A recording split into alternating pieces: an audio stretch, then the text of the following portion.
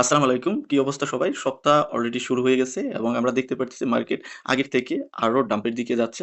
Market ক্যাপের দিকে লক্ষ্য করলে মার্কেট ক্যাপ 0.61% এর মতো ডিক্রিজ হয়েছে। যদি একটু ওভারঅল ক্রিপ্টো মার্কেটসের মার্কেট ক্যাপের দিকে লক্ষ্য করি 2.05 ট্রিলিয়ন এর মতো। এটা হয়তো আজকে আরো নিচে নামার পসিবিলিটি আছে। এখানে আমরা ফেয়ার এন্ড গ্রিড দেখতে পারতেছি 17 তে আছে। ইটিএফ ডেটার দিকে লক্ষ্য করলে সেখানেও আমরা নেগেটিভ দেখতে পারতেছি। বিটকয়েনে যদি আমরা ইটিএফ ডেটার দিকে লক্ষ্য করি সপ্তাহের প্রারম্ভেই 29 তারিখের ডেটা যেহেতু আমাদের কাছে আছে 231 মিলিয়ন প্লাস এখানে আউটফ্লো হয়ে গেছে।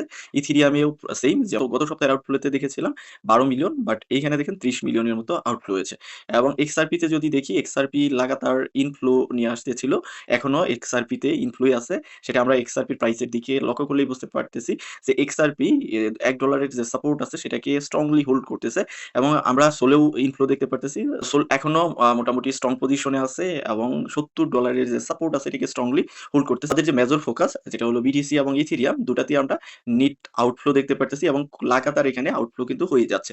আমরা যদি মার্কেটের দিকে চলে যাই তাহলে আমরা দেখতে পারতেছি গতকালকে যখন আমি আপনাদের একটা প্রেডিকশন দিয়েছি যে হয়তো মার্কেট 62 পর্যন্ত যেতে পারে, আলটিমেটলি দাম করেছে। তার একটা কারণ হলো আমাদের সামনে যে সমস্যাটা আগে ছিল যেমন যুদ্ধ নিয়ে, সো সেই সমস্যাটা আবারই অ্যারাইজ হয়ে গেছে। গতকালকের নিউজ অনুসারে ইসরাইল ইরানের মধ্যে কিছুটা সংঘাত এখানে ক্রিয়েট হচ্ছে।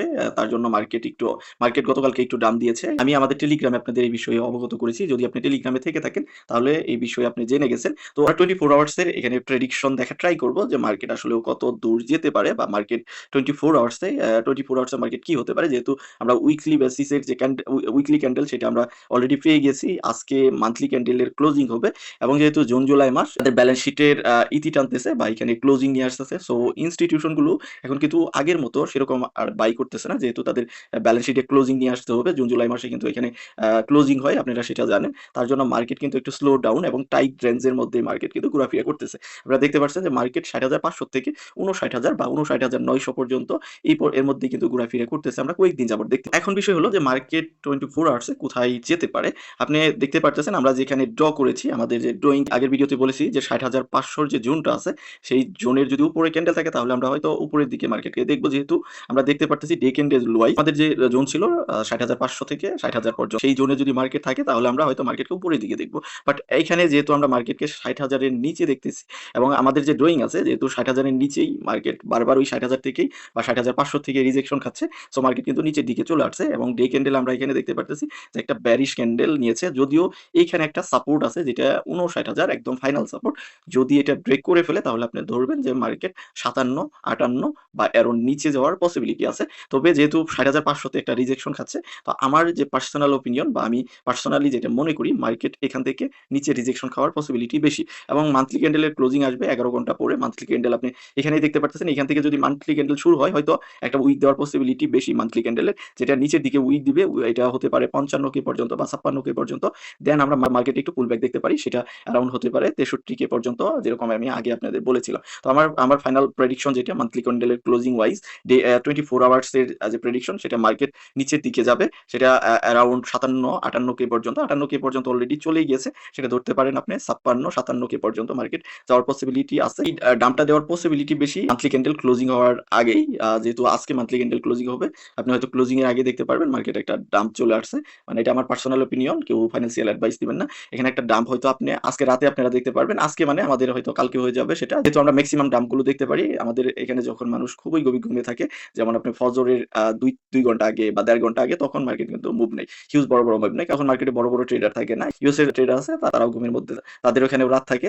তখন তারাও ট্রেডিং করে না। এদিকে এশিয়ান মার্কেট যে তখনও কিন্তু ওপেন হয় না। তো ওই টাইমে ফাঁকার টাইমে কিন্তু আমরা বড় মুভ দেখতে পাই মার্কেটে। পাম্প ডাম্প ওই টাইমগুলোতেই বেশি। আজকের যে সিচুয়েশনটা সেটাকে আপনি দেখবেন, ক্লোজলি অবজার্ভ করবেন। আমি আপনাদের যেটা সাজেস্ট করব যে আজকে ট্রেড না করাটাই বেটার। যেহেতু এখানে একটা মান্থলি ক্যান্ডেলের ক্লোজিং আপনি দেখবেন। মান্থলি ক্যান্ডেলের ক্লোজিং হওয়ার পর যখন নতুন মান্থলি ক্যান্ডেল আসবে তখন সেটার মুভমেন্ট দেখে আপনি হিউজ সময় পাবেন। ট্রেন্ডটি নিবেন কি না সেটা ডিসিশন আপনি নিতে পারবেন। সো আপনাদের বলবো যে আজকে আপাতত আপনি ট্রেডিং থেকে বিরত থাকাটাই বেটার। তারপরও আপনি ডিসিশন আপনি নিবেন। আপনি কি মনে করেন? আমার যেটা পার্সোনাল ওপিনিয়ন সেটা মার্কেট হয়তো 56-57 কে দিকে যাওয়ার পসিবিলিটি বেশি। পক্ষান্তরে আমরা ইথেরিয়ামের দিকে লক্ষ্য করলে এখানে যদি আমরা আবার ফার্স্টলি আমরা উইকলি ক্যান্ডেল দেখি, ইথেরিয়াম যদিও উইকলি ক্যান্ডেল এখানে সাপোর্ট নেওয়ার ট্রাই করেছিল, বাট যেহেতু বিটকয়েন নিচের দিকে যাচ্ছে ইথেরিয়াম চাইলেও আসলে উপরের দিকে যাওয়ার মতো তার ওরকম একটা স্ট্রেংথ থাকে না। কিন্তু বিটকয়েনের তুলনায় ইথেরিয়াম কিছুটা এখানে স্ট্রং বিহেভ করতেছে এবং 1550 এর যে সাপোর্ট আছে সেটা অ্যারাউন্ড ধরতে পারেন 1500 পর্যন্ত। এই সাপোর্টটাকে ইথেরিয়াম হোল্ড করতেছে।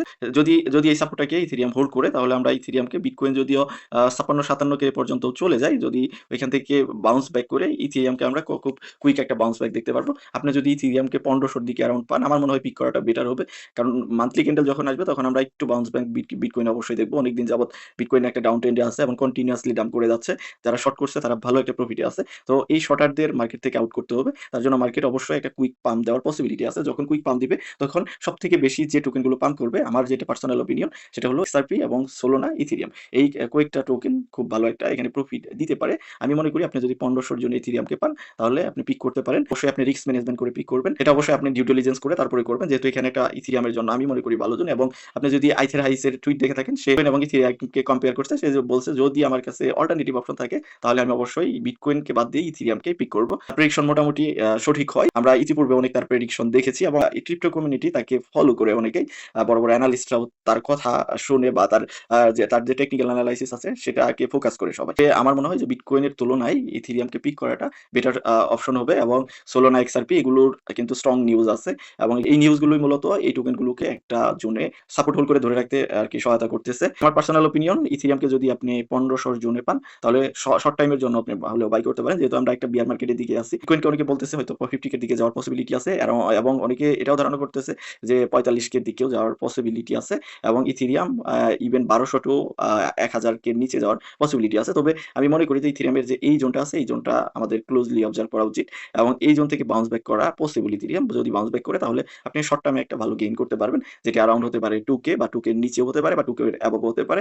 এই জোন থেকে যদি বাউন্স ব্যাক করে এবং মার্কেট যদি বিটকয়েন যেহেতু অনেক দিনের একটা ডাউন ট্রেন্ডে আছে, তো বিটকয়েন যদি একটু রিবাউন্স করে, তাহলে এই যে টোকেনগুলো আমি আগে মেনশন করেছি, সেই টোকেনগুলো ভালো একটা আপনাকে গেইন দিবে। তো এই ছিল মোটামুটি আমার প্রেডিকশন। আপনি কি মনে করেন সেটা অবশ্যই ভিডিওর কমেন্ট সেকশনে জানাবেন, এবং আমাদের টেলিগ্রামে আপনি জয়েন থাকতে পারেন। সেখানে আমরা বিভিন্ন নিউজ এবং বিভিন্ন কল দিয়ে থাকি, এখানে আপনি পেয়ে যাবেন টোটালি ফ্রি। ভিডিও ডেসক্রিপশন টেলিগ্রামের লিঙ্ক দেওয়া আছে, সেখান থেকে আপনি জয়েন থাকবেন।